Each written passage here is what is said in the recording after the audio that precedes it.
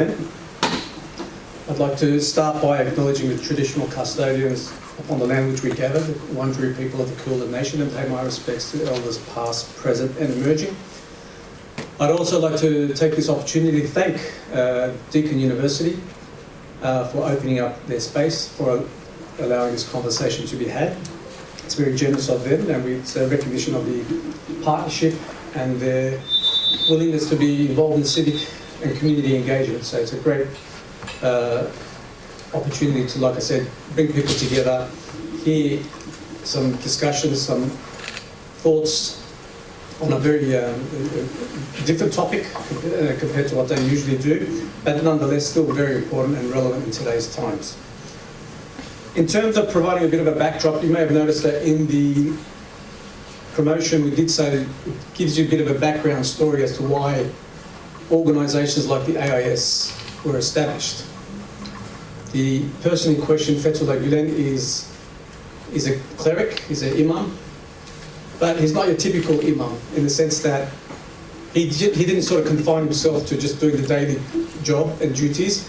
He looked at his own personal endeavour to develop himself, both intellectually, both from a social perspective for its engagement, but also in community activism, try to help improve the social mobility of his immediate environment, which at the time would have been Turkey, but his thoughts have evolved to help out and offer guidance and thoughts, but more so mobilise ordinary individuals, lay people, to go above and beyond their normal call of duty to help improve conditions around them.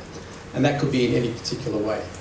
So from that regard, here is a person that is talking about civic engagement, talking about reaching out to your neighbour in need, opening the dialogue process and looking for ways collectively to make things better around them.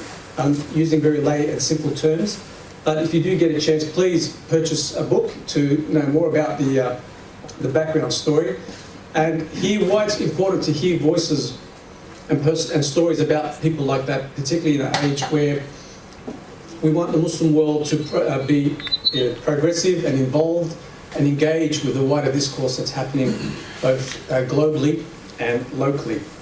So to that effect, books are on sale. Like I said, today we're selling it at a cost price, $30. So please help yourself to one. And like George said, while we've got Ori here, get him to say it right a few words and to inscribe his initials on it. And hopefully it'll be a good, enjoyable read.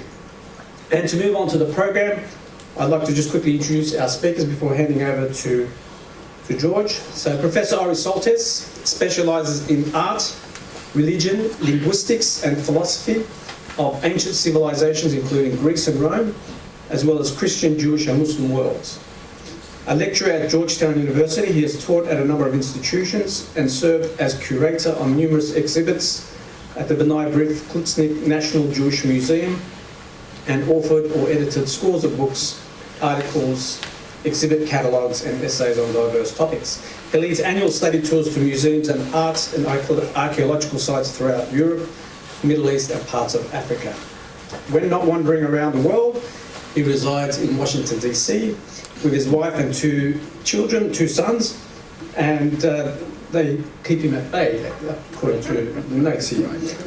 And George, our moderator, most of you would know him, he's a media stalwart, and throughout his 40 years, commenced his media work in radio, moved across to, actually as the first anchor of SBS World News, moved into the Nine Network and Channel 10 Network, where he was a newsreader in the evenings, and he has also been involved in community work, and he also sits on the Australian Cultural Society's advisory board, and we appreciate his contributions throughout.